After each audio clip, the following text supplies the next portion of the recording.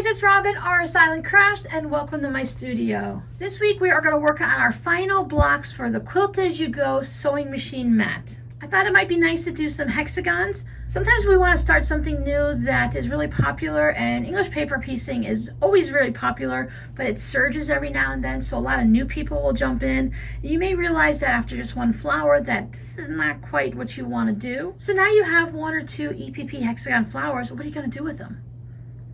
There's a lot of projects that we can use them in, so we can start out by doing them as a quilt as you go project, attaching them to some type of a block, putting it into a tote bag, a quilt, a pot holder, a mug rug. There's so many things you can do with just one or two of your English paper piecing flowers. Today I'm going to show you how to do a quilted background, and then we will attach our hexagon flower. And this one, attaching our hexagon, is going to be the only quilting we do, so that this block is more of a softer block depending on what you're looking for.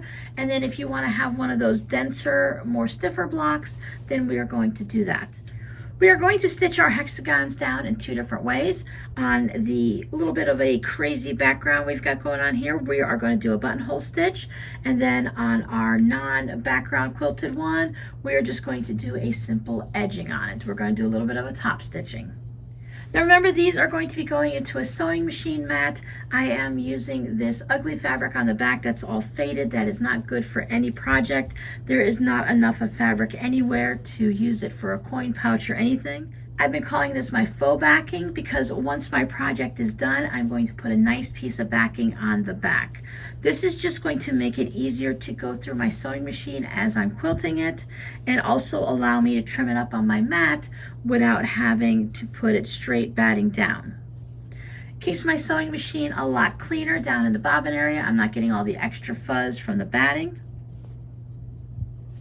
So I'm going to start by showing you how to stitch this one first, and then we'll go ahead and do that one.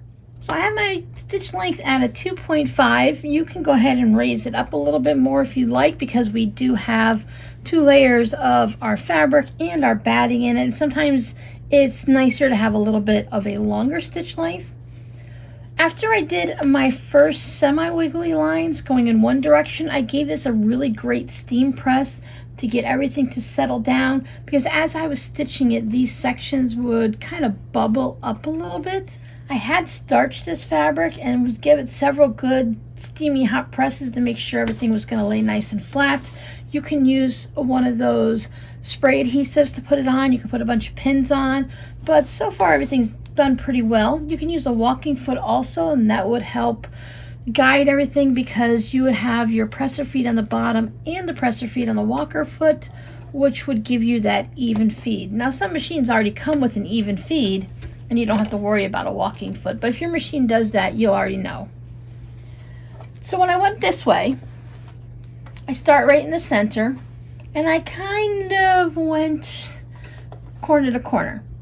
I didn't move my fabric a lot, and I just let it go straight, but as you can see, some of them curved a little bit, so sometimes if the fabric moved, it was okay, because I knew I was going for the wobbly, wonky, crazy little bit of stitching here.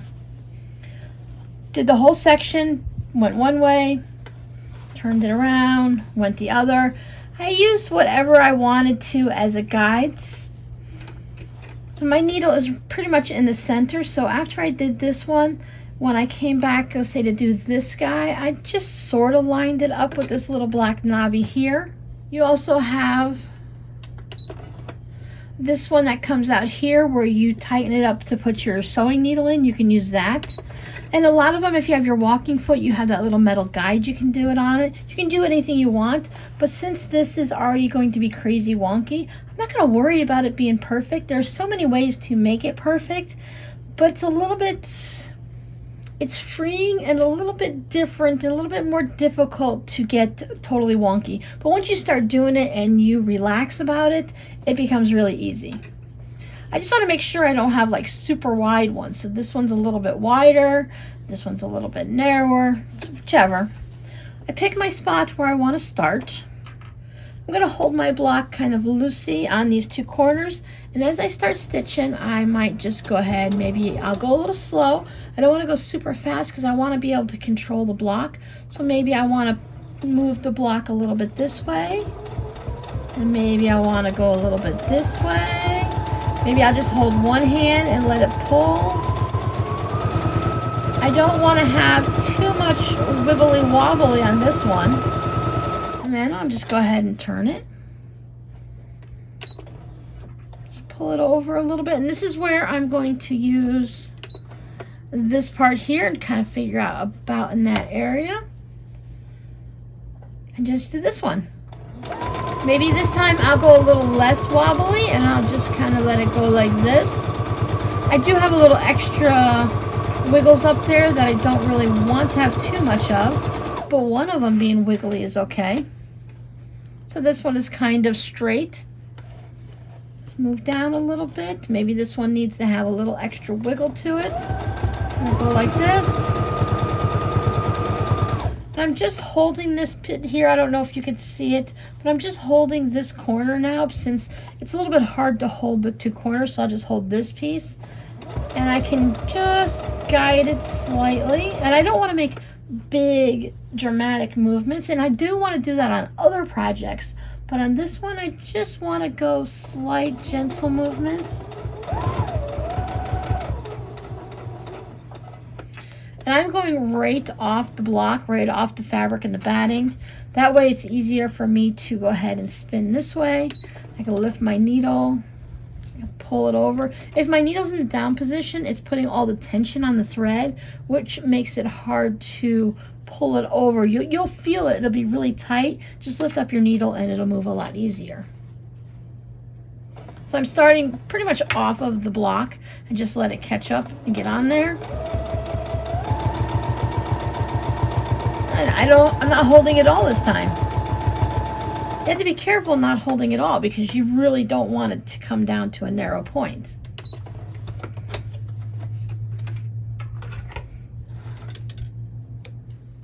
So now that I've gone in both directions, I'll take it over and give it a nice good press. Give some nice steam, give it a good press. If you don't use steam in your iron, you can spritz it with some type of water or flattener or whatever you use. Sometimes before I hit the steam, I'll just come through and I'll grab these threads from when I lifted up and moved that way. Just pop these off. Sometimes I do it afterwards. But if you do it before, it releases the tension because it's pulling on it right here. So it releases the tension and allows the block to sit nice and flat.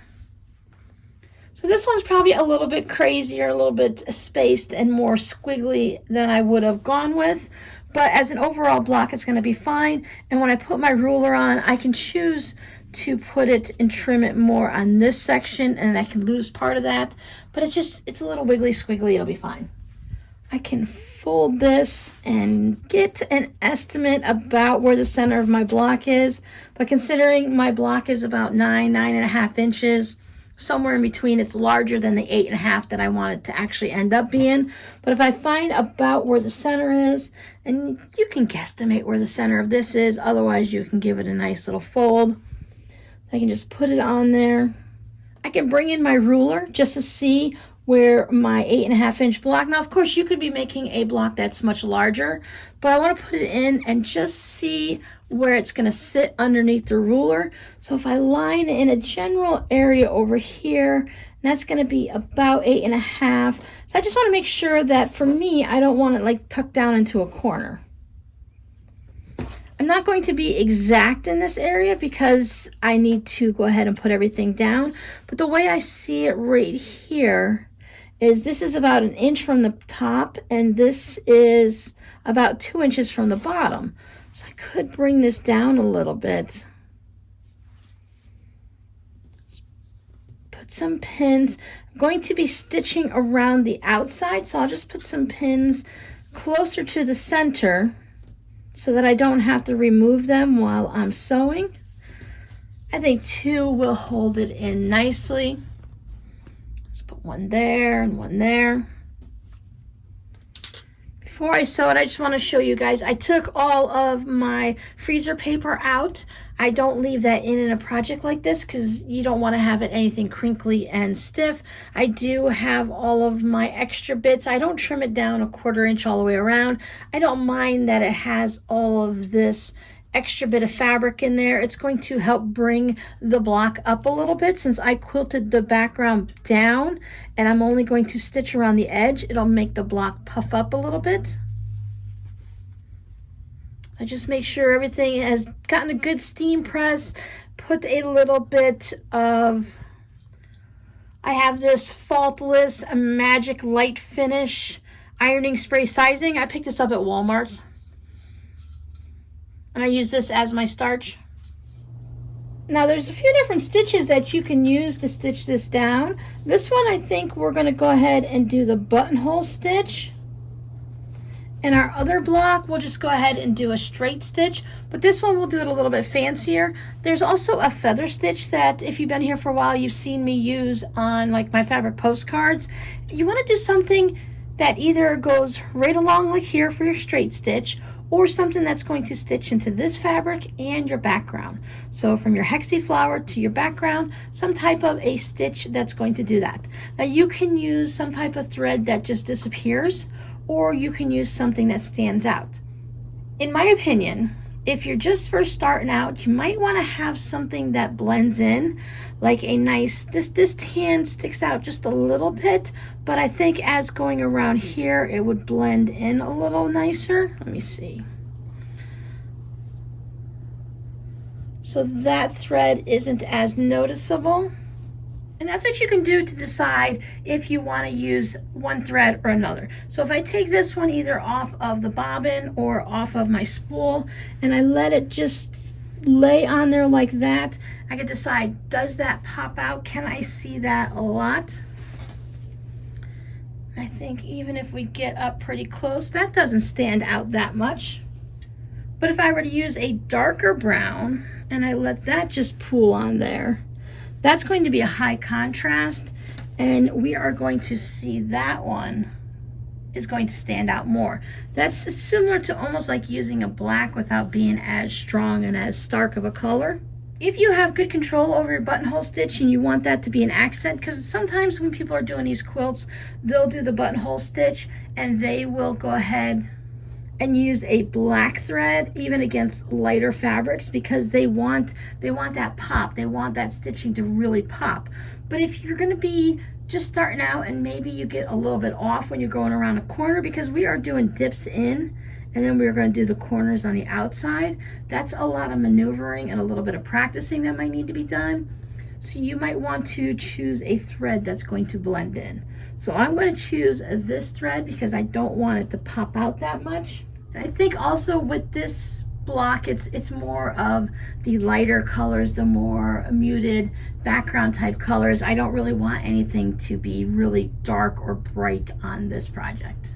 So I just have this scrap of batting and fabric from the pink block that I did previously, and I'm just playing with the different lengths on my buttonhole stitch to see which ones I like. So you want to play with it on something scrappy like this.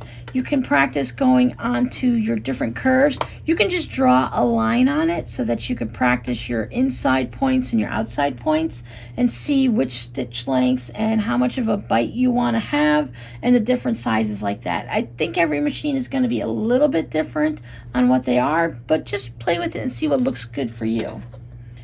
We already have our block quilted, so we just want to stitch our hexagon flower down to it. So this doesn't need to be a quilting type of thing. We just need it to be structurally sound so that it stays on our project. I'm going to start at a straight edge. Doesn't really matter where you started at.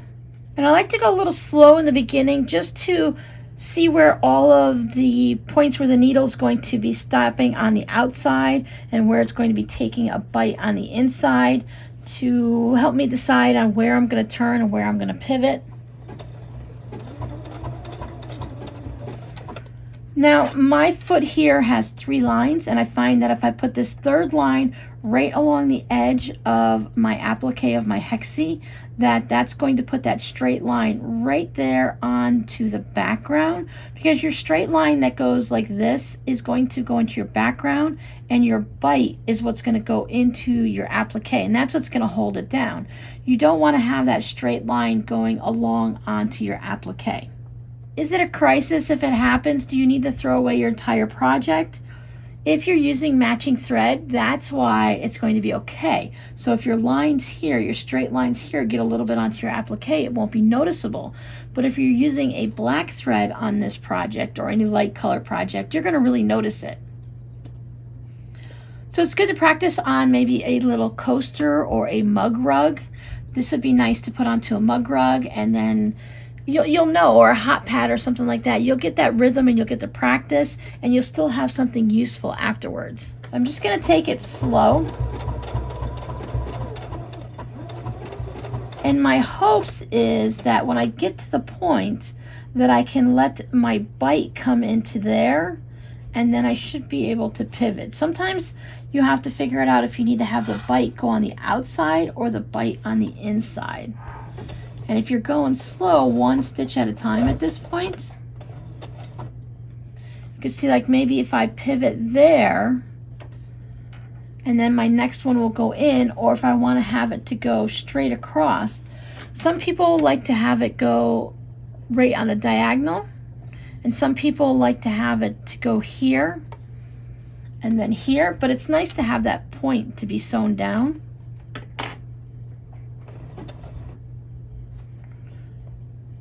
I put it on the inside,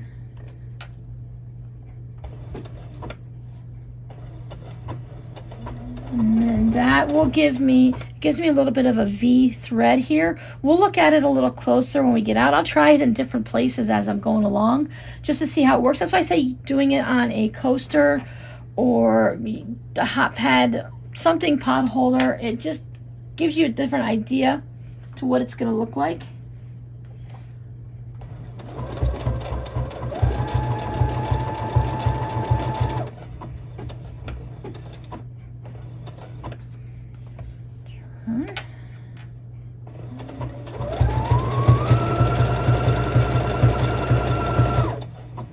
Slow down when I'm getting to the next spot.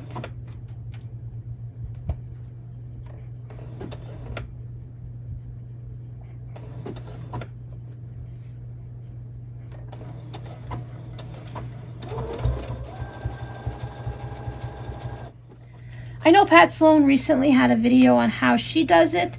I will go ahead and put a link down below so you guys can check that out.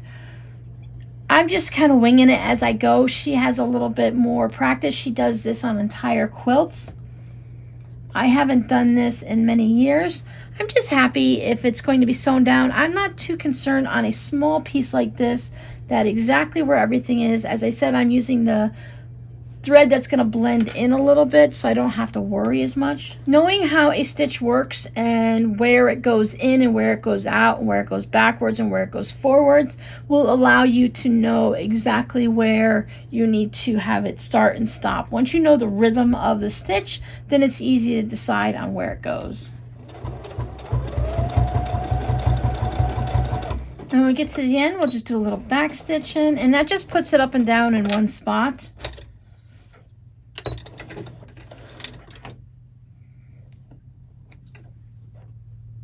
I think that looks pretty good. Now there were a couple of problems I had. I always forget that it goes back a stitch before you go forward again. So I do have those little back ones that sneak up on me every now and then. I think I have about 3. Well, I seem to get them each time I went around the big points of the corner like every other. But overall, I think it looks really well. You can also go around this center part here if you'd like to do that. That way it has a nice consistency with it. You have it going all the way around here. If you want to put something around there, you could do that. I think this would be like overkill to be going on all of the lines, but you could if you want. I've seen some people do that. Get a good idea on how it is. So here's the one section in the beginning.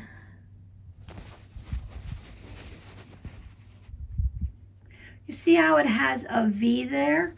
And that's because when we first started out, I stopped at the outside here and then it went inside and I came back around that way. So it all depends on how it is. Like this one, I don't have a little bit of a space there, so I didn't get right into that spot. Now this is stitched down firmly. And we're really being nitpicky by picking it up and examining it super close like this. You can really see it on the back on how there is a little bit of a space there.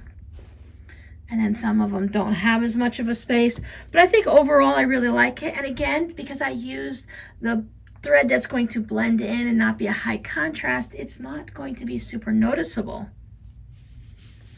So if you were to put these into a quilt block, you can use different stitches on all of them. You can put different fancy stitches on it. You could do some of this, right along the edge, like a top stitching thing. I'll show you that on the next block. But this one I wanted to show you how you can pre-quilt the background before you put your applique down. Because if we went ahead and put down our hexagon flower and stitched it down and then decided we wanted more quilting in the background, it would be quite difficult because we would have to stop here and then pick up here and then go there. So we'd have a lot of starts and stops. We'd have ends of our threads that need to be woven in or make sure they're brought to the back and stuff like that, and going in separate directions, in 2 different directions like that. That's going to be a lot of extra work. But if we wanted entirely quilted background, you can just do straight lines this way, or you can do waves. I think a lot of it depends on what applique you're putting down and what look you want. But if you do that first, then put down your applique, you can then quilt on top of the applique as needed. If we were doing some type of an applique of maybe a penguin, to where you have that white bit on their belly, you could stitch the white bit onto the belly separately from the block and put the eyes on and stitch those down and all of that, and then put the finished penguin onto your block and do an outline stitch. So that way you're not going through and trying to stitch a little circle around the eyeballs and go through all of your batting. So you can do the finer details on an applique away from the project and then bring it to your block and then just do an outline stitch around it. So let's get this guy trimmed up and see what he looks like. Although you already saw the introduction, so you do know what it looks like. If you want everything to be exactly perfect, you can put a mark. Find the center of your block and put a mark on your ruler. And then when you put the ruler down, you can find it and put that onto the center of your hexagon flower or whatever you're appliquing down. I'm just going to make sure that I have an 8.5 inch block that has mostly batting everywhere. If there's a little smidge in the seam allowance, I'm not going to worry about that. I didn't make it too much bigger, so I do not have as much wiggle room in between the 2 sections, but I'm not worried. It's one flower. If I was doing an entire quilt, I would definitely want them to all be exactly centered and in the same location, because your eye will pick up on that. This is just going to be a couple blocks that probably won't be sitting next to each other on the sewing machine mat.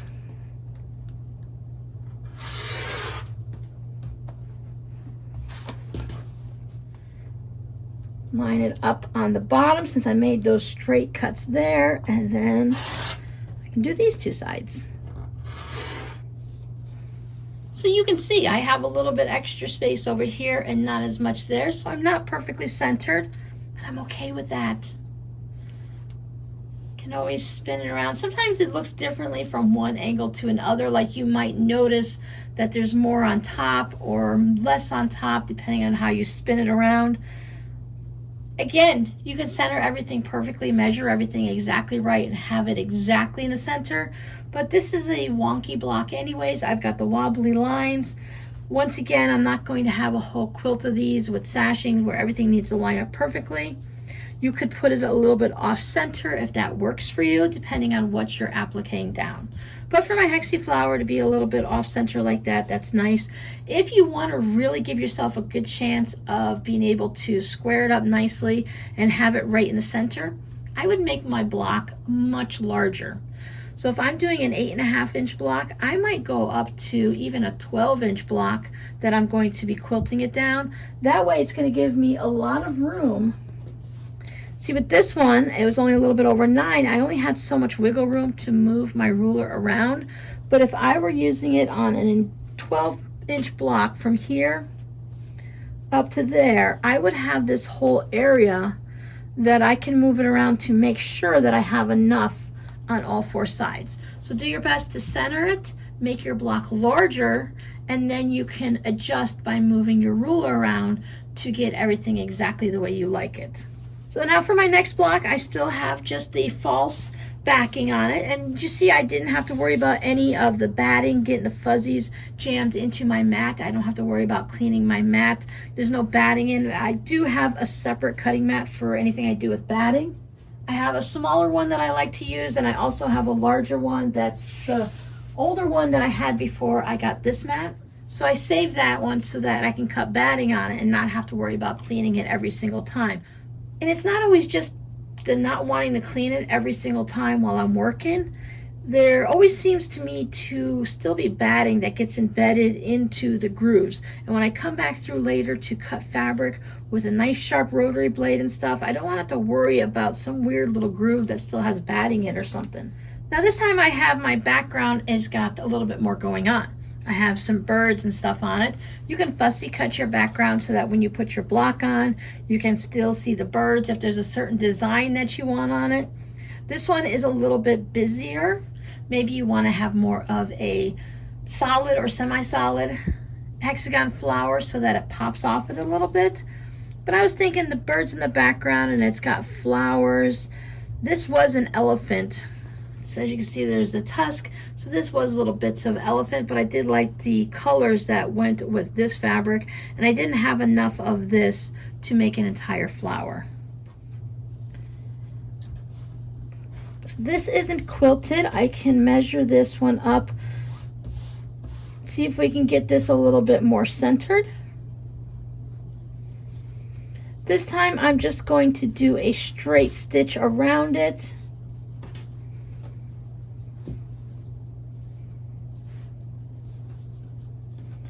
There's my center point right there. I have removed all of my papers. Again, I use freezer paper if you want to glue yours down.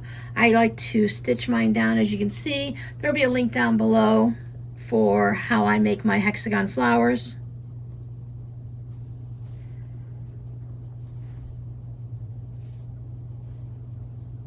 So you'll have the center of these that'll line up there. I have the little V part that lines up here. I did add starch to all of my pieces just to make sure everything is going to lay down nice and flat.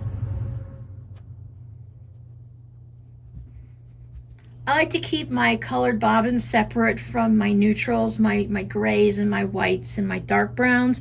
So I can always bring out my bobbin and decide which color that I want to do this in. So I'm just doing a straight stitch along here. I'm not too concerned if it's going to be super dark or super light and how much it's going to show up. It's not like I'm going to get a black thread that's going to go on the background and I'm doing some type of a stitch like we did with the buttonhole or the feather stitch that goes back and forth. Just a little straight line, so I can pick maybe the dark blue to go on these, or I can choose a green.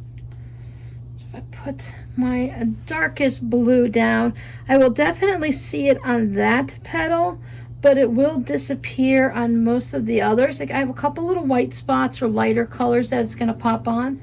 A white thread is definitely going to pop against these darker ones, but it's a top stitching line, and sometimes people, like if you're doing it on a bag or zipper pouch type thing like that, you kind of expect it to show up a little bit.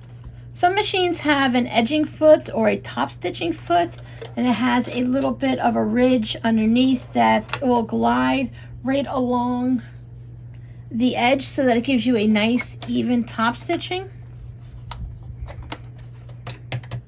Those are always nice to use, especially if you're going to be doing a lot of blocks like this. My machine does have an automatic threader. I can just never get it to work.